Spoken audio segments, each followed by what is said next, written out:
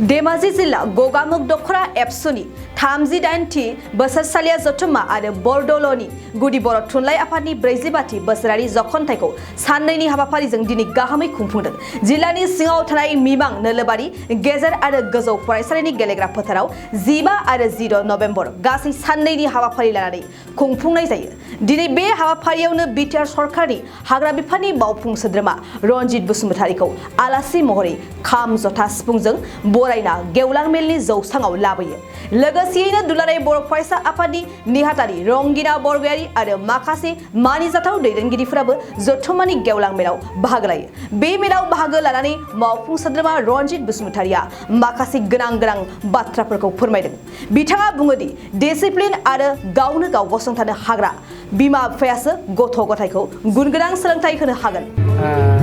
दिनै बर' थुनलाइ आफादनि जोनोम सान आरो 70 बोसोरिया बे जोनोम सानखौ फालिनायखौ लोब्बा लाफिननानै जोंनि दुलाराय बर' फरायसा आफाद गगामुग आनसलिकनि जा गेवलां मेल, बे मेलाव बाहागो लानो मोननानै आं गावखौनो खोब गोजोननाय मोनदों। मानोना आंबो मोनसे समाव बे हालामावनो दंखायोमोन। थामहिनबा आं बे हालामावनो जोनोम जानाय, बे हालामावनो देरनाय, बे हालामनिनो बार दै गासैखौबो मोननानैनो आङो देरनाय सासे आंबो सुबुं। बेनिखायनो 31 बोसोरनि उनाव दिनै आं बे जोंनि गगामुग आनसलिक दुलाराय बर' फरायसा आफादनि जा गेवलां मेल बा जोंनि बरदलैनि प्राइमारि बर' साहित्य सभानि 45थि जा जोनोम सान फालिनाय, बे जोनोम सान फालिनायाव गावखौनो बाहागो लानो मोननानै आगुनि जा सम, बे समखौ गोसोखांदों। आरो मानोना बावहाय फैनानै आं आंनि गोदोनि जा लोगोफोर, आंनि फोरोंगुरुफोर, गेदेमा बिथांमोन, जोंनि जुनियरफोर, जोंनिख्रुइ सिनियरफोर साफ्रोमखौबो लोगो मोनदों। मानोना बै समाव जोंनि दुलाराय बर' फरायसा आफादनि गेजेराव मोनसे दाङाबाजि जादोंमोन। दाङाबाजि जानाय समाव फरायसा आफादा मोननैयाव गावस्रादोंमोन। बे गावस्रानाय टाइमाव आं बावहायनो दङमोन। अब्लाबो जोङो खोब खौसेथियैनो बे समाव मिमां आनसलिक होननानै मिथियोमोन। खौसेथियैनो जोङो हारि दाफुंनायाव हाबा मावलांदों। सार बिटिआर नोंथाङा गोबां बोसोरनि उनाव फैनानै बे जायगानि जि जौगाखांनाय एबा जि इनफ्रास्ट्राक्चार जायगानि ओनसोल बनायनाय, नोंथाङा मा बुंनो नागिरो? बर'आ 7000 बोसोर रायजो जाबोनाय मोनसे हारि।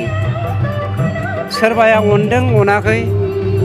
सोरबाया जोंखौ नायसनदों नायसनाखै, बेखौ जों खेरखेराया। मानोना जों गावनि आथिङावनो गसंथाग्रा मोनसे हारि। 31 बोसोरनि उनाव फैनानै आं बे हालामखौ दिनैबो गोदोनि बायदिनो नुफैफिनदों। बेवहाय खुनु मोनसे चेन्ज नुवाखै। थामहिनबा जों बेखौ मिथिगौ जे गोदोनिफ्रायनो बर'फोरनि जौगानायनि थाखाय सोरबाया लुबैया, बे बाथ्राखौ दिनै प्रमान मोनदों। आं बेखौ बुंनानै जोंनि गभर्नमेन्टनि बा जोंनि नेसनेलिज्म सेन्टिमेन्टनि बेरेखा बुंनो नागिराखै। खिन्थु मोनसे हारिया थांना थानांगौब्ला as per the constitution of India, as a Indian basic needs, what is that basic needs? It should be enjoyed by the people and community all over in India. बेखौ जोंहा थानांगौ, बेखौ जों नोजोर होनांगौ। खिन्थु आं दिनै दा मिमां आनसलिक बा गगामुग आनसलिकआव 31 बोसोरनि बे गगामुग आनसलिकखौनो बा मिमां आनसलिक जिल्लानि सिङाव थानाय गगामुग दख'रा दुलाराय बर' फरायसा आफाद आरो बरदलै गुदि बर' थुनलाइ आफादनि दिनै बोसोरसालिया जथुम्मा, बे जथुम्मायाव दिनै फैनानै जोबोद मोजां मोनदों। मानोना दिनैनि दिना मोनसे गोथार सान। दिनै बर' थुनलाइ आफादनिबो 70थि गायसनथाइ सान। आङो बे समाव जोंनि साफ्रोमबो बर' हारिनि रायजो राजा बिथांमोनजों लोगोसे जोंनि जेसेबां गेदेमा बिथां दङमोन, जायफोर जोंनि मुंख्लंफोर दंमोन, जायफ्रा जोंनि बर' राव, हारिमु, थुनलाइ जेखौ दिनैसिम रैखा खालामनानै दोनबोदों, दिनै जौगाहोबोदों, खामानि मावबोदों। बेजों लोगोसे दिनै समाजाव थानाय साफ्रोमबो जोंनिनो जोंनि सानसुमै बिथांमोन, जायफ्रा थुनलाइगिरि बिथांमोन, जोंनि फरायग्रा साफ्रोमबो बिथांमोन, बेजों लोगोसे जोंनि फरायसाफोर, समाजनि साफ्रोमबो सुबुंफोरनिसिम आङो दिनै बर' थुनलाइ आफादनि गायसनथाइ सानाव आङो गाहामलायनाय जासिहरो। बेजों लोगोसे दिनै जे धेमाजि जिल्लानि सिङाव गगामुग दखरा, बेहाय दिनै आलासि हिसाबै बाहागो लाफैनानै जोबोद गोजोननाय मोन्दों। मानोना दिनै गगामुग होननानै बुङोब्ला दिनै धेमाजि जिल्लायाव, जाय जिल्लायाव गुबुन गुबुन हारि हारिसानि सुबुंफोरजों रायजो जाफानानै दङ, बे जायगायाव दिनै जों मिथिनो मोनो बेहाय एनि टाइम बोसोराव बोथोर गैयाबाबो माब्लाबा बेहाय बाना जायो। गोबां सुबुं माने सम्पतिफ्रा माने दोहोनफ्रा बेहायो माने दैबानानि गेजेरजों खहा जायो मानसिफ्रा थेवब्लाबो दिनै गगामुग बा धेमाजि ओनसोलनि मानसिफ्रा बा बर'फ्रानो बा गुबुन जाथियानो जा मोनसे फोथायनायनि गेजेरजों गावखौनो माने सौसिनानै बेहाय थांना थाबोगासिनो दं बेजों लोगोसे दिनै बे गगामुग ओनसोलाव माने फरायनायखौ लानानै जेनेबा सोलोंथाइनिफ्राय लानानै हारिमु सिबिनाय थुनलाइ सिबिनाय बिथांमोनहा दिनै जेरावबो सांग्रां दिनै जों नुनो मोन्दों बिथांमोनहा माने जों नुनो मोनो बेहाय गोबां सुबुं फुंखाबो जों नुनो मोनो बेखायनो मोजांबो मोन्दों दा खोथाया जाहैबाय जोङो दिनै दुलाराय बर' फरायसा आफाद हिसाबै बा गुबुन गुबुन आफादफ्रा दिनै बुहुमाव बर' हारिखौ गेरेमसा हारि बा माहारि हिसाबै दानायनि जोङो खोथा बुंबाय थादों खामानि मावबाय थादों दा बे समाव जोङो दुलाराय बर' फरायसा आफादनिफ्राय बेहाय गगामुग ओनसोलाव फैनानै जे दुलाराय बर' फरायसा आफाद बा गुबुन गुबुन आफादफ्राबो धेमाजि ओनसोलाव जों दंफायो जों दुलाराय हारिनि थाखाय खामानि मावदों सोलोंथाइ बिथिंफ्राव बिथांमोनहा बांसिनै सांग्रां जानांगोन बेहाय धेमाजि ओनसोलाव जेरै गुबुन मिसिंफ्रा जुदि IAS जानो हादोंब्ला IPS जानो हादोंब्ला सिभिल सार्भिसाव बिथांमोनहा बांसिन खथाखौ आवग्रिनानै लानो हादोंब्ला आसामाव जोंनि बर'फ्राबो बेवहाय माने दैबानाजों भुगिनांदों होननानै माने जोंनि बिटिआरनिफ्राय गोजानाव थादों होननानै बिथांमोनहा गोसो बायालासिनो जाहाथे सोलोंथायाव जौगायो बिनिफ्राय गोबां मोसाखावरि उन्दै उन्दैबो नुनो मोन्दों गेलेगिरिबो नुनो मोन्दों बा सोलोंथाइ बिथिङाव बिथांमोनहाबो जोबोद मोजां जोङो बरायबोबाय थानो मोनबोदों दा बेहाय सुबुं सम्पद हिसाबै जोङो सिगांनि गोबां मानसिफोर दङ दिनै जों नुनो मोन्दों बेहाय दा बेहाय जोंनि उन्दै उन्दै गथ'फोरखौ जाहाथे जोथोन लायो बेखौ जोङो गिबियावनो नायदों जोथोन लानानै मानोना दिनै नुदों दिनै जोंहा सुबुं समाजा गोबां गुबुंले जानो हमदों जाहाथे बे गुबुंले समाजा बेहाय गगामुगाव बा धेमाजियाव फैनानै जोंनि फरायसाफोरखौ जोंनि लाइमोनफोरखौ माने फोजावलाङा जेरै ड्राग्स दिनै सिगारेट बा जौ दिनै बाइक बा गुबुन गुबुन एन्टि ससियेल एक्टिभिटिसखौ जोंनिखौ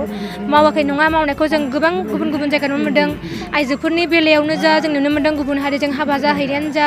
बा हाबा जाखानाय हिन्जावानो माने गथ' गथाय गारनानै गुबुनजों हाबा जानाय जाहाथे बैफोरो जाफैया आरो धोरोमनि बेलायाव बेले बेजे जाया जोंनि फरायसाफ्रा माने बेहाय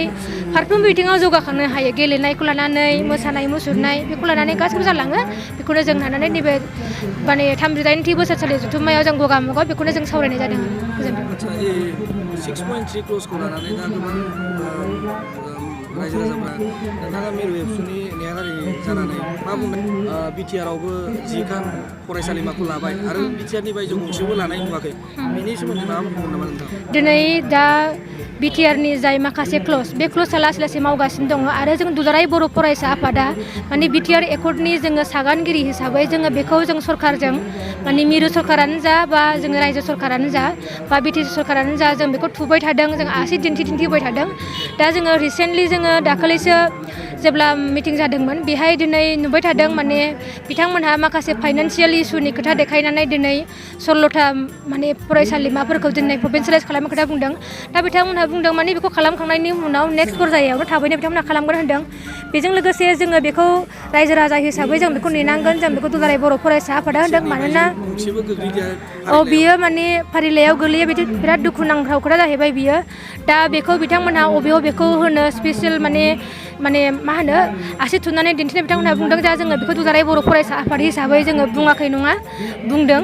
दा बिथांमोनहा माने बे नैबेखौ मावखांनायनि उनावसो मावगोन बे खोथाखौ बुंदों नाथाय जोङो दुलाराय बर' फरायसा आफाद हिसाबै बेखौ जोङो बिटिआर गभर्नमेन्टआनो जा आसाम गभर्नमेन्टआनो जा सेन्ट्रेल गभर्नमेन्टआनो जा जों बेखौ सावरायनायखौ जों लाबाय थानाय जादों दा जोङो बेहाय माने जा फरायसालिफोर दङ बेखौथ' माने प्रभिन्सियेलाइज खालामनाय माने माबाफोरखौ प्रभिन्सियेलाइज खालामनाय बेखौ जोङो खालामनो जों जर होबोदों बेजों लोगोसे जायफ्राव माने फोरोंगिरि गैया बेखौ जोङो सुफुंनो थाखाय माने जोंहा माने गोबां माने मा होनो आसामनि टेटआवबो जोंहा पास जानायबो दं माखासेया माने माबा जाबायानो एडमिट लाबायानो खिन्थु बिटिसिआव बा बिटिसिनि बायहेरायाव जोंहा माने गोबां दंबावो हिसाबै माने बिटिसि सरकारा दा स्पेसियेल टेट मोनसे खुंबावनायनि खोथा बुंदों आरो बेखौ बिथांमोनहा फैगौ दाननि गेजेराव मावफुंनायनि बिथांमोनहा खोथा बुंदों जा जों बेखौ नेथ'नानै दङ जाहाथे बेजोंबो जोङो माने माखासे भेकेन्ट पस्टखौ माने बाहेरानि बिटिआरनि बाहेरायावनो जा बिटिआरनि सिङावनो जा माने बेखौ जायफ्रा बर' मिडियामजों फरायनाय बेहाय माने बिटिआरनिखौल' होननानै बुङाखै बाहेरानिबो बुंदों हिसाबै बियो बिटिआरनि बाहेराफोरनि थाखाय